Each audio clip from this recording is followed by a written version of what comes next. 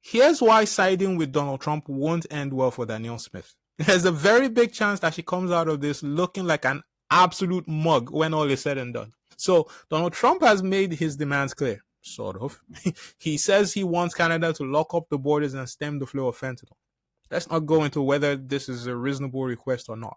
I think these are problems we've got to fix in this country for ourselves anyway. So honestly, I don't mind that someone is holding the Canadian government to account. Don't rule out that this could also be a ploy to extract concessions on trade from Canada as well. He has talked a lot about that deficit that Canada has with the US. Trump says it's 200 billion. It's actually closer to 40 billion, but no matter. Anyways, Danielle Smith has refused to side with the rest of the premiers on possible retaliatory tariffs. She has emphasized that the Canadian government needs to give President Trump what he wants. Now, to be fair, the Trudeau government has actually taken some steps to firm up the border.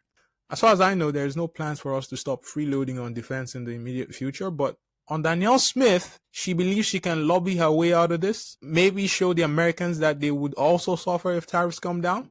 Now, there's nothing wrong with that. That was actually the Trudeau government's first approach. And I think everybody knows our economies are very integrated. Up to that point, I'm not having an issue with her approach.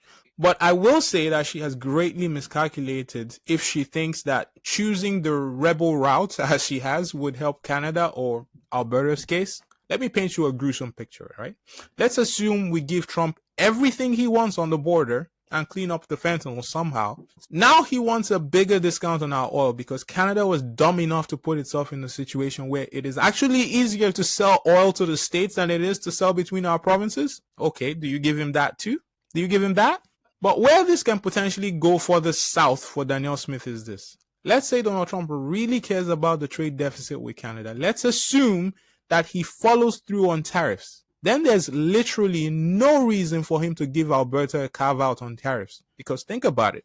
Basically, all of the deficit the US has with Canada is actually on oil and gas. Now, I have no reason to believe Donald Trump is dumb. You might doubt his morals, but he's not dumb. If you watch his approach to his second term, even through his first week, you realize that there's some method to the madman.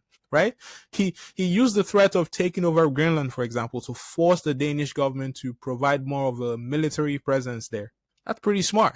Like, most people didn't see how savvy this was. But look, the ideal case for Canada is for no tariffs to come. Tariffs would probably send our economy into a recession. I know, right? The R word. But if they come, it would be very dumb for him to give oil and gas a break. It just won't happen. You start to see how this can end up making Danielle Smith look like an absolute sucker when all is said and done, right?